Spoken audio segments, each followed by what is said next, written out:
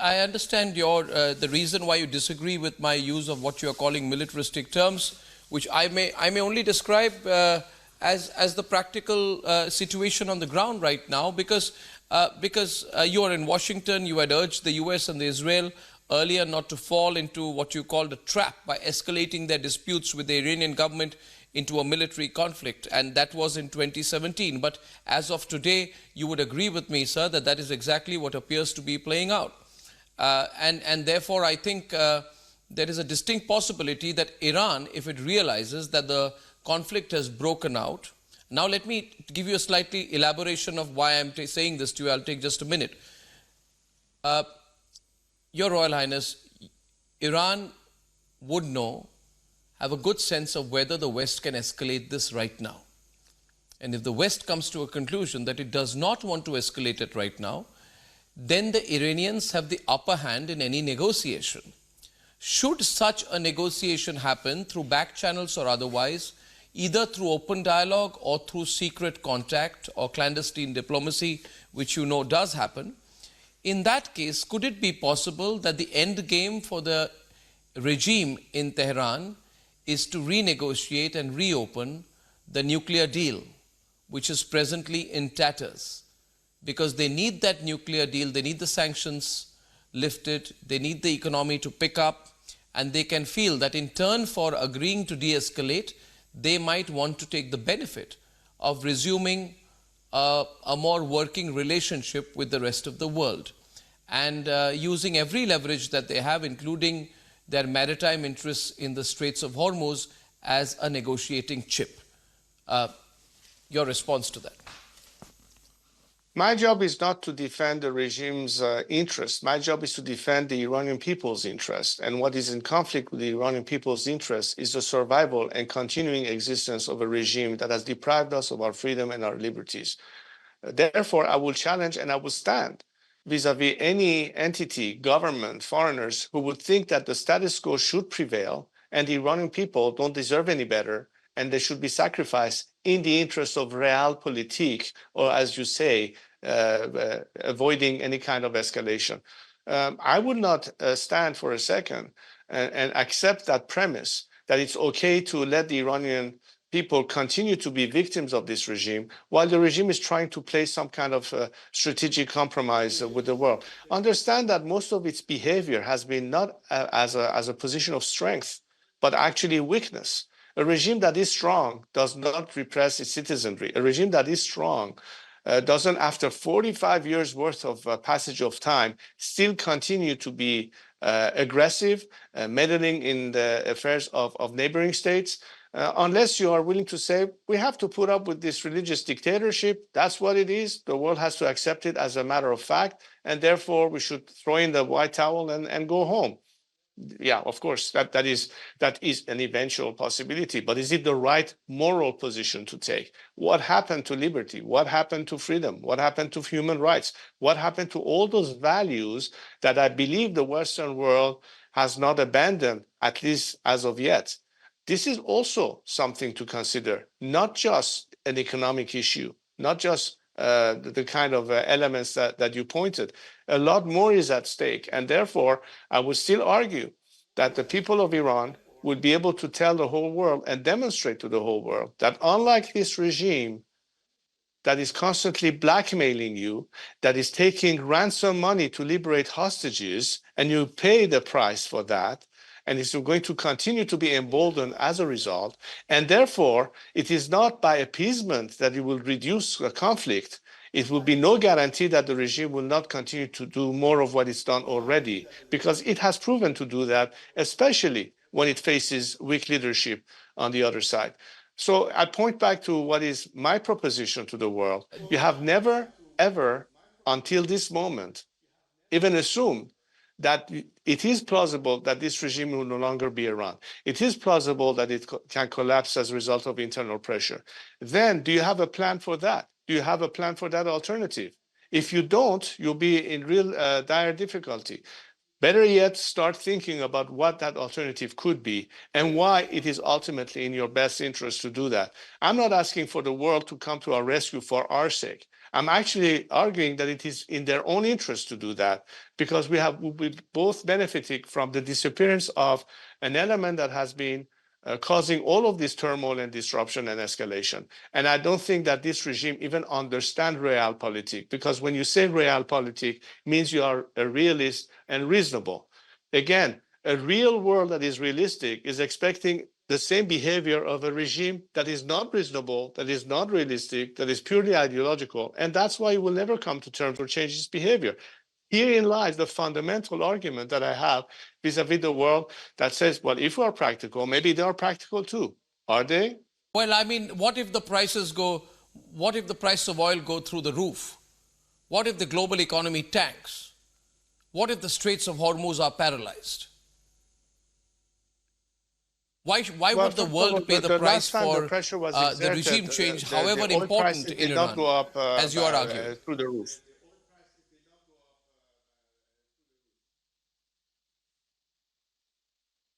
I'm not just talking about Iranian oil, I'm also talking about the imbalance in global trade, the possible blocking of certain maritime routes, and the consequences of an escalated conflict.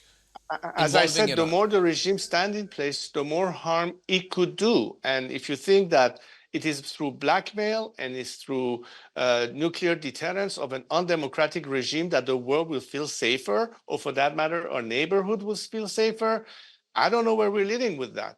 I mean, can you imagine that if this regime actually negotiates a nuclear deal, why would it want to pursue a nuclear arsenal in the first place if its intention was peaceful usage of the energy? Why did we not start continuing the policy that's because the sanctions, they would say that's because the sanctions came back and the Americans turned their back on the nuclear deal as well. I'm sorry, I was talking, I couldn't hear your that question. was, Could you repeat, please? tit for tat. No, I'm sorry, but so I was didn't saying that the argument of the Iranian regime could be, the argument, I repeat myself, the argument of the Iranian regime could be that was a tit for tat. The Americans went back, the sanctions came back, and they went back to their nuclear pursuits. But now, possibly, they may want to reopen that conversation. So basically, we should be open to proliferation, and many countries in the region will also pursue a nuclear program to equal that of Iran. Where are we going with this? Are we going to talk about a whole region having access to WMDs? Is that really the future we are painting for the Middle East? All because there is a regime that is provoking and forcing everybody's hand in that direction? Or can we eliminate the problem so we wouldn't have to start considering proliferation? So the Saudis build their bomb, or the UAE build their bombs, or the Egyptians build their bombs, and pretty soon everybody has a bomb, and then what? I mean, seriously, if that's the direction the world wants to take, I cannot have a logical answer to that. But you can eliminate every aspect of the problem that threatens maritime traffic. That could be a nuclear threat. That could be an existential threat to countries like Israel, that is sponsoring terrorism, that is interfering in the affairs of governments in the region, from Syria to Iraq to Lebanon. I don't think the world is prepared to continue living along with this kind of a regime, especially when it is extremely fragile at home, that the majority of its citizenry is against it, and they stand ready to save themselves, but they need an extra assistance from the world that is, instead of helping them, are still throwing them under the bus, insisting, as you argued, on the status quo, hoping that maybe through that we can all tone down the escalation. I think this regime has proven that if it wanted to maintain stability, why would it do what it did? Why would it support a terrorist group? Why would it attack Israel, and so on and so forth? But, the world is also changing in a multilateral world, Mr. Pahlavi. Why should it be the concern of the West what happens across the world? Why should the West look upon itself as the savior of every part of the world? And we all know what happened when you refer to the WMD case. You know what happened last time when WMDs were used as, as a good excuse to carry out a full-blown invasion. So now isn't the world changing? What if Chinese were to say that we want to liberate another part of the world? What if the Indians were to say we want to liberate another part of the world? Invasions of sovereignty, either which way, are not good. And so, if we were to go back to the attack by the Israelis on the consulate in Damascus, that is still sovereign territory. That was a violation of another country's sovereign territory. Upon an intelligence input or upon a perception of intelligence of Israel. My question being, why should it be that the West or the forces supported by the West, including Israel, should feel that they have some kind of a moral superiority in terms of intervening to help people across other parts of the world? In the changing dynamics across the world, which is multilateral, perhaps that would not be the right way to look at it anymore. Well, first of all, you mentioned the word sovereignty several times. Well, the Iranian people currently are not enjoying sovereignty because their vote doesn't count. They're being repressed, muzzles. We have political prisoners. We have executions. If we are looking to the outside world, the Iranians are looking to the West, not to Moscow or to Beijing, because at least in the West, there seems to be a principle of liberty and freedom and democracy. I would not compare India to China. India is a democracy. So if you think that as a democratic country, it is in your best interest to promote democracies, especially for a nation that wants to have it, and you would call that intervention, I don't call it intervention. I call it a moral duty. People who are free should help other peoples be free. That's the premise. Now, is it a multilateral world? Yes, it is. But I choose to work with free countries. I choose to work with Western democracies. I choose to work with everybody who values the principles of freedom and liberty and would be defending human rights as a matter of moral obligation.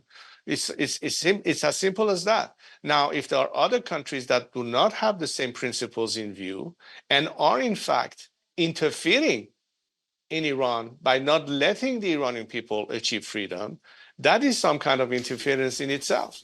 You are not allowing for a nation, or you are in a way interfering with their ability to free themselves. And freedom is, I think, the paramount issue here. Otherwise, if it's just a matter of maintaining dictatorships in place and justifying it, something that happened the last century a lot of times, the world has changed. But I think today's social media points to us that many nations around the world, regardless of their ethnic background or religious aspects or composition, freedom is the universal language. Freedom is a universal ask. And which is why we have seen that in all these recent demonstrations of solidarity, people around the world stood with the Iranian people as they were calling for their freedom. Now, that's the ask of the people in the world. What governments do, let's ask them. Let's put them on the spot and say, why don't you, in fact, support these movements? But I think the question of freedom is not going to be, for me, an element subject to negotiation. Freedom is paramount and tantamount. That's what I'm here for. That's what I'm fighting for, regardless of the challenges we face. But why would you want sanctions which would affect the lives of your own people? You're calling for further sanctions on the regime in Iran, and you're going on and saying that, of course, you know, this is not your exact words here, that this is not the war of the Iranian people, it is Ali Khamenei's war. But my question to you is, why would you want sanctions which would make it more and more difficult for your own people, for people in hospitals in Iran, for children to get the food and the medicines they need in Iran, and for the old and elderly people needing treatment to be denied the access to medicines and treatment that they would need? Would you say that even their suffering would be justified towards the larger purpose which you're pushing for? Basically, you're parroting the argument of the apologists for the regime and those who always have said that sanctions doesn't work, et cetera, et cetera, et cetera. Look, the regime is not spending money on the Iranian people. Do you think that the $100 billion they received was spent on any school or hospitals or helping the people who are starving on the streets of Iran?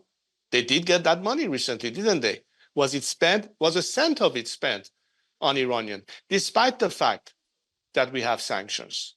It wasn't. This is simply money in the hand of the regime. And the reason why sanctions are important it's not because it affects the people of Iran. It's because it's going to restrain the regime to have more means to support its war machine of repression at home and conflict abroad. Now, of course, sanctions in and of itself is not sufficient. You need to have, parallel to this, a policy of support. These two ingredients combined could put an end to this regime as a result of change from within. But that hasn't done. So if there's a continuation of economic malaise in Iran, it's not because of the sanctions, it's because of the regime has not been truly challenged so that we can get rid of it. Once we are rid of it, immediately the economic situation in Iran could improve. Everybody knows that. Iranians are understanding of that. How many Iranians, despite the fact that are in fuel lines, despite the fact that they are starving, are objecting to any kind of pressure on the regime? Only the regime and its elements say that, not the Iranian people. It all depends who you're listening to. Are you listening to the regime propagandists, or are you listening to the Iranian people? If you listen to the Iranian people, you will see that the majority of them understand the reason why this regime needs to be sanctioned. Because it is under appeasement that the regime silently executes more people, brutalizes more women, keeps more people in jail and dissidents. They have to face that kind of pressure from the outside world, but they also need to receive the support in order to do whatever they need to do from within. These are the two combination elements. So yes, it is important to maintain pressure on this regime, because you have to limit its ability. It's not going to trickle down to the people. Even if the sanctions were removed, this regime will not be spending it on the Iranian people. Got it. But obviously you can disagree with my question, but you have absolutely no right to make some kind of assumption that, you can disagree with the question, but you have no right to make the assumption that I am repeating the propaganda of others, because I'm not making a similar charge about you on the program. I equally can say that you're also being a propagandist for certain interests in the West, but I'm not saying that. So I think we should reserve our views of who feels who's speaking for whom to ourselves, because if we want to discuss the Middle East, and I can push the envelope on that, it is the United States which is the elephant in the room. America's Iran policy does not have a bipartisan consensus. We have typically seen Democrats indulging more with the present regime in Iran vis-a-vis the Republicans. And some analysts say it's unlikely that the Israeli response may have been less restrained but for a Democrat, Joe Biden, as a president. You've been yourself critical of Biden. So essentially we can't cover up the fact that there's a lack of bipartisan consensus within the United States. In any case, my follow-up question to you is, and that's only my response to your unfair charge. My question to you is, why should the people of Iran believe that you have their best interests in mind? Because you lived in the United States for a large part of your life. You moved there well in your 20s. You've lived outside Iran, and you're very vocal about the situation in Iran. Some people would see you as a Western prop.